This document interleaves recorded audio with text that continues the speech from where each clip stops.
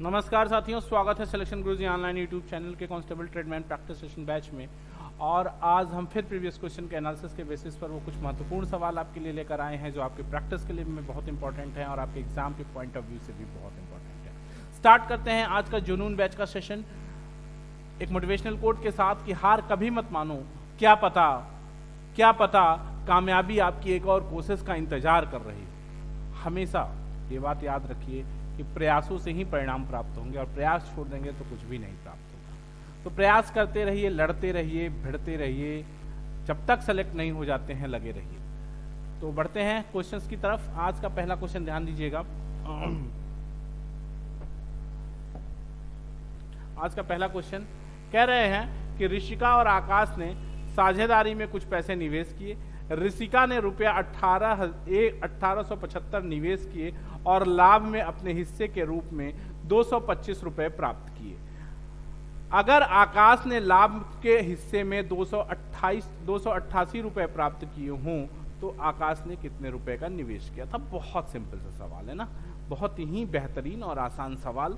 आप देख लीजिए, ये ऋषिका है, मान लेते हैं आर है, और ये आकाश है। निवेश कितना किया? ऋषिका ने 1875 रुपए का निवेश किया और क्या प्राप्त कर लिया?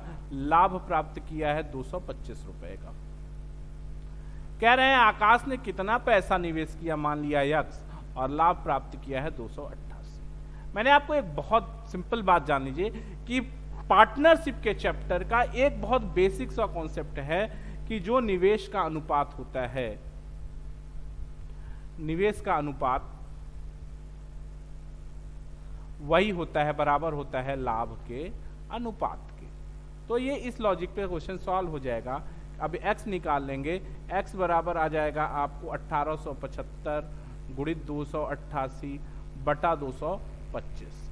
25 नवा 225, 25 छक्का 150, 170 175, 25 पचे 125, 25 पचे 125, 9 तिरिक 27, 9 दूनी 18, और ये बराबर आ जाएगा आपको, सॉल्व कर लेंगे आप, मिल जाएगा आपको 32 गुणित 3/4, 8 तरीके 2400। ठीक है, तो ये आपका ऑप्शन सी सही हो जाएगा। यहां तक कोई तकलीफ नहीं है ना, कर लेंगे। अगला देखिएगा, अगला क्वेश्चन क्या कह रहे हैं। अगला क्वेश्चन कह रहे हैं कि 25 छात्रों के एक समूह द्वारा प्राप्त औसत अंक 24 थे। एक छात्र ने समूह छोड़ दिया, जिसके परिणाम स्वरूप शेष छात्रों का औसत 25 हो गया। लेकिन एक अन्य छात्र समूह में शामिल हो गया, जिसके परिणाम स्वरूप समूह के औसत अंक गिरकर 24.8 रह गए। 24.8 रह गए। समूह को छोड़ने वाले और समूह में शामिल होने वाले छात्र के औसत अंक कितने थे? बहुत सिंपल सी बात है यार, एक बात समझने की कोशिश करो दोस्त। क्या कह रहे हैं आपसे?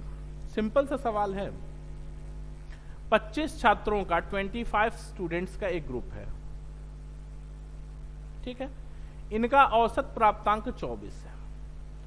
एक स्टूडेंट मान लिया ए इसको छोड़ रहा है, ग्रुप को छोड़ रहा है, तो औसत 25 हो जाता है।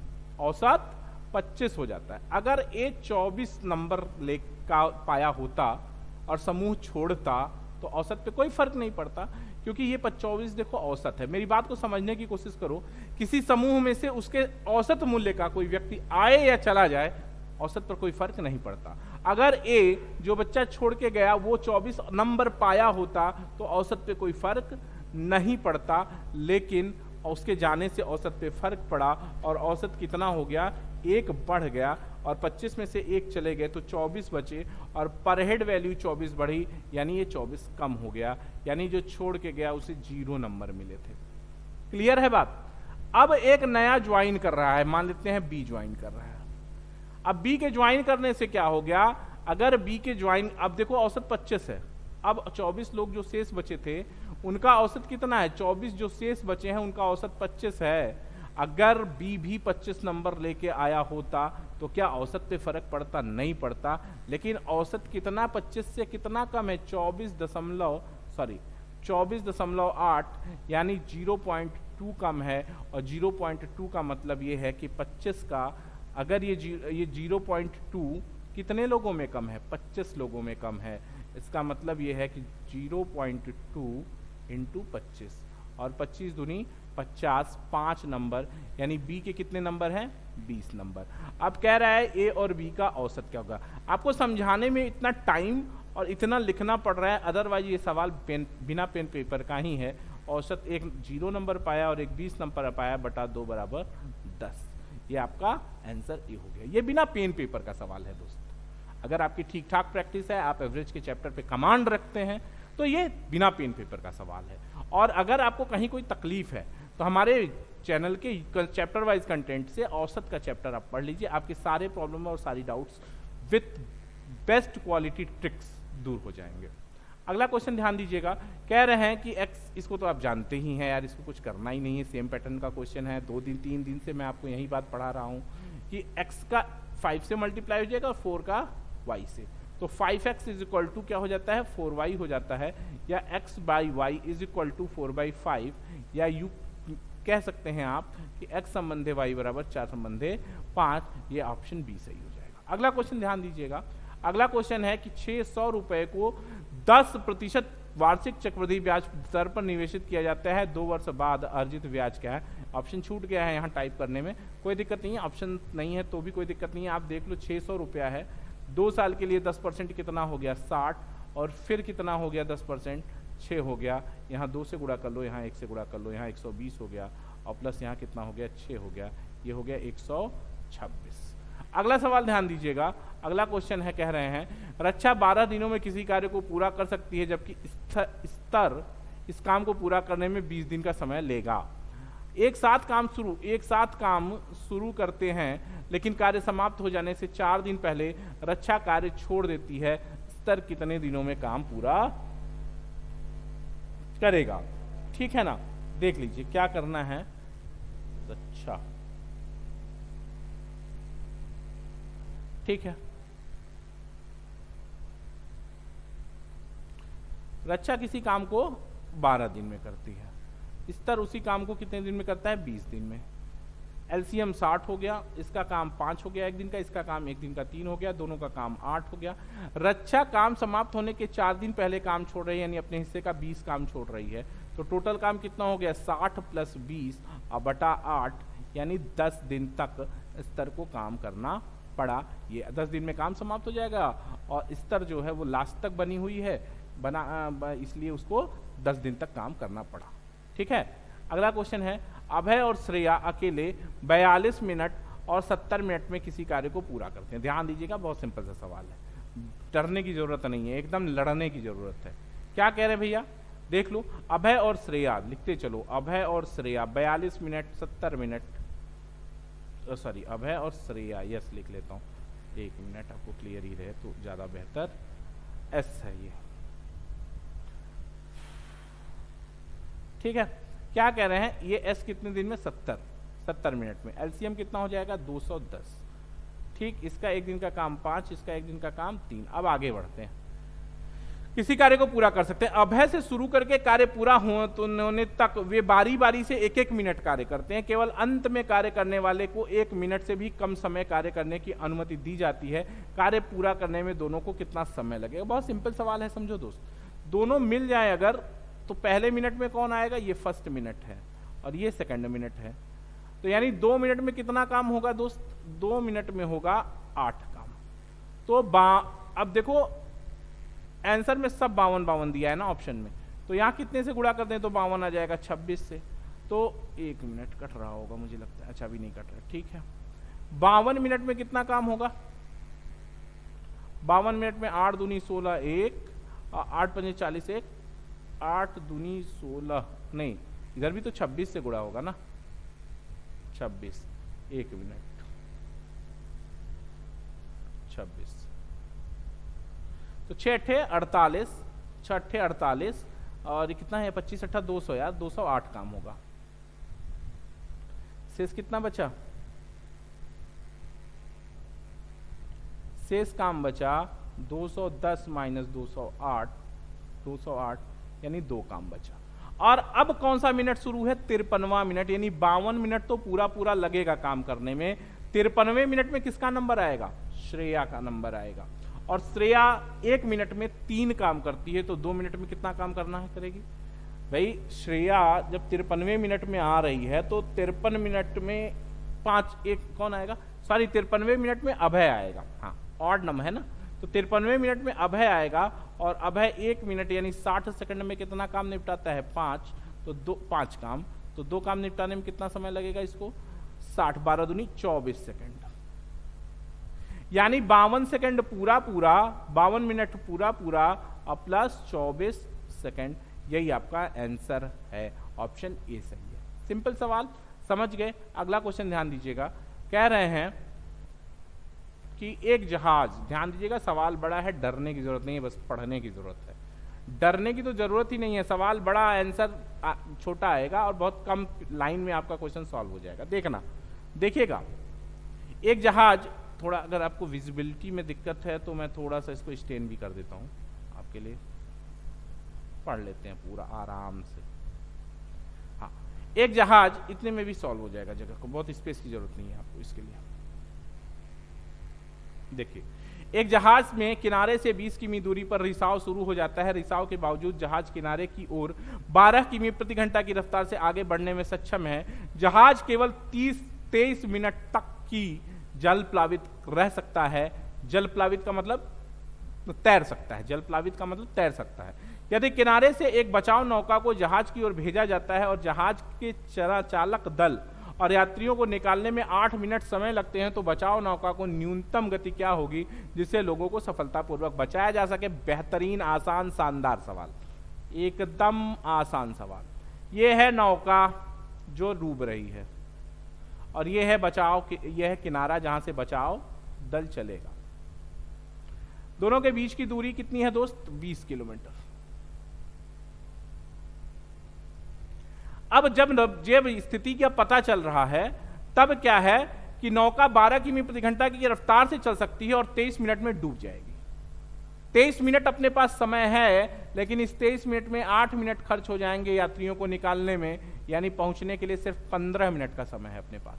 8 मिनट तो यात्रियों और चालक दल को निकालने में लग जाएंगे, यानी 15 मिनट में इन दोनों को मिल जाना है। नौका अगर 15 मिनट में नौका की चाल कितनी है दोस्त? 12 किमी प्रति घंटा, तो 15 मिनट में कितना जाएगी? 3 किलोमीटर। 15 मिनट में 3 किलोमीटर। और इसको कितना जाना है 15 किलोमीटर में? 20 किलोमीटर पूरा है तो 17 किलोमीटर। 17 किलोमीटर अगर 15 मिनट में जाना है, 17 किलोमीटर अगर 15 मिनट में जाना है, तो पूरा 1 घंटे में कितना? 17 चौका 68 किलोमीटर प्रति घंटा बचाव दल के नाव, जो बचाव नौका है, उसकी गति होनी चाहिए। क्लियर है बात? कोई दिक्कत ही नहीं, सिंपल सा सवाल। अगला सवाल कह रहे हैं कि पाल्सन आमतौर पर 8:15 बजे अपने घर से निकलता है और समय पर कार्यालय पहुंचने के लिए निश्चित गति से यात्रा करता है। एक दिन उसने अपने सामान्य गति के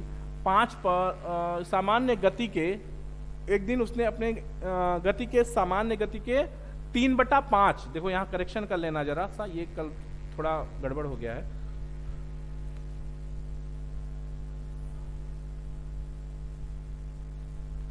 तीन बटा पांच पर यात्रा करते हैं, 3/5 पर यात्रा की और इसलिए 45 मिनट देर से पहुंचा। पालिशन को आमतौर पर अपने कार्यालय तक पहुंचने में कितना समय लगता है? सिंपल सा सवाल है, समझ लो। ठीक है, कोई व्यक्ति अगर अपनी 3/5 यात्रा चलता है, यानी उसने अपनी यात्रा कम कितनी कर दी? 2/5, और 2/5 के कारण कितना लेट हो गया? 45 मिनट का लेट हो गया। यानी 1 बराबर कितना हो गया? 45 × 225, 40 × 225 बटा 2, यानी 112.5 मिनट। कोई दिक्कत? 45 मिनट यहां से घटा दीजिए जो उसको विलंब हुआ है, तो ये आ जाएगा 0, 12 में से 7 जाएगा, 12 में से 7 जाएगा, 5 जाएगा 7 और 6, 67.5 मिनट। ठीक है, 67.5 मिनट का मतलब हो गया 67 मिनट। मिनट ही आएगा, हाँ मिनट है, सही है। ठीक है ना, तो minute 67 minute, 67.5 minute, 67 minute 30 second, यही आएगा ना, 67.5 मिनट।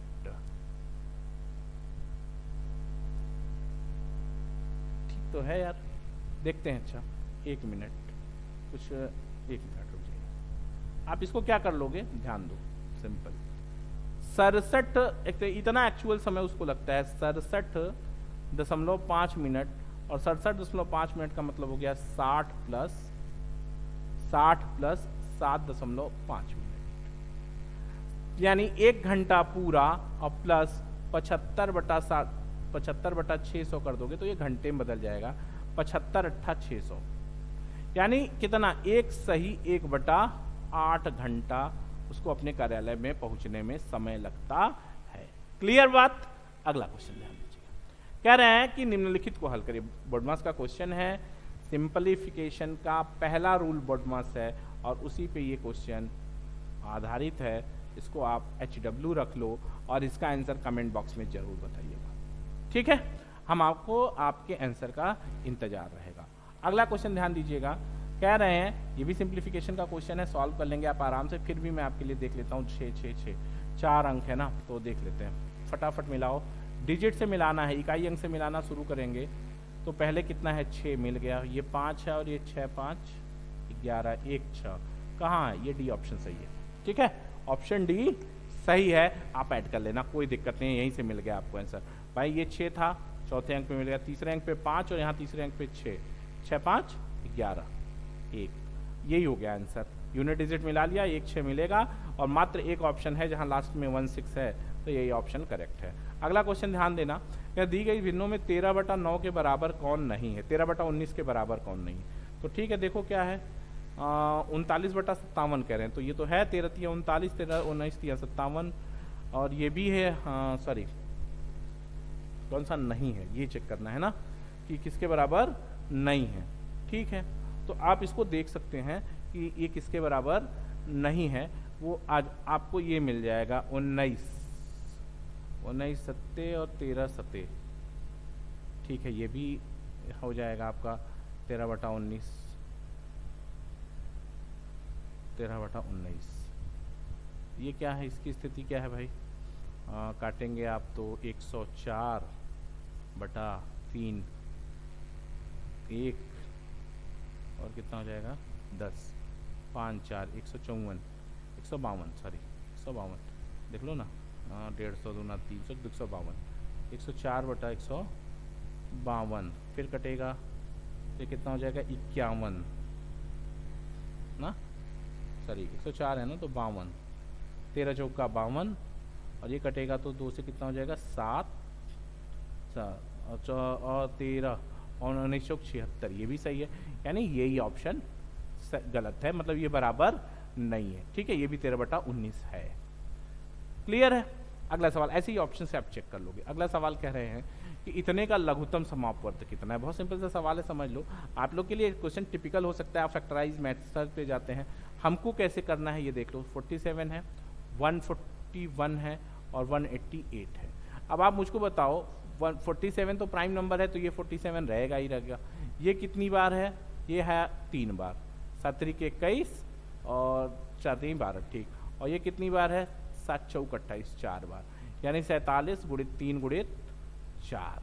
आप गुणा कर लेंगे 12, 12 × 84 की 4 हासिल 8, 12 × 84 8 और 12 चौक 48 8, 12 चौक 48 48 8 56, 564 इसका आंसर हो जाएगा।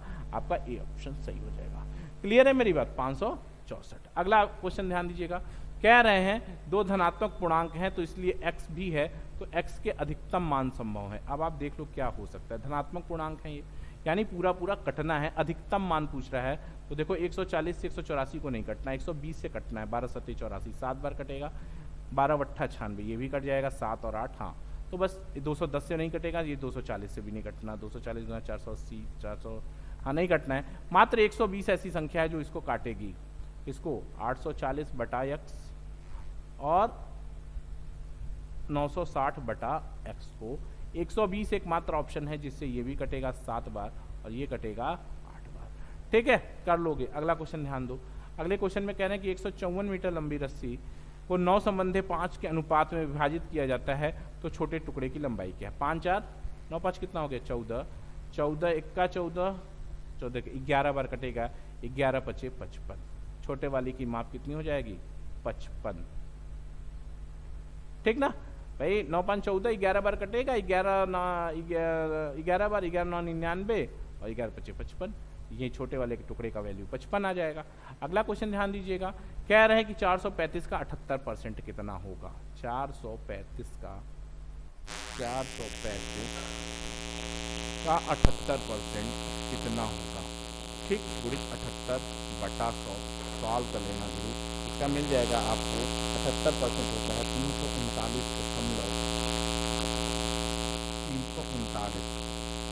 इसको देख लेंगे आप पूरा करके, तो 8 पंजे 40, 8 पंजे 40, 8 पंजे 40। ठीक है, ठीक है। 78% पूछा जा रहा है आपसे, तो इसका 78% क्या है। ठीक, तो बहुत सिंपल सी बात ये है कि इसका 78% हो जाएगा 339 पॉइंट। ये क्या होगा, हाँ यहाँ पे बता रहे हैं कि ये आ जाएगा 339 पॉइंट। ऑप्शन आपका है नहीं, बेसिकली यहाँ पूरा सही ऑप्शन नहीं है, कुछ मिस्टेक है इसमें। ये हो जाएगा 339.5। ठीक, 339.3 ये आपका आंसर है। ठीक, अगला क्वेश्चन ध्यान दीजिएगा, कह रहे हैं कि यदि रुपया x को 9% वार्षिक साधारण ब्याज की दर पर 7 वर्ष में निवेशित किया करने पर उतना ही ब्याज प्राप्त होता है जितना y रुपये को 5.25% वार्षिक ब्याज की दर पर 16 रुपये पर निवेशित करने पर।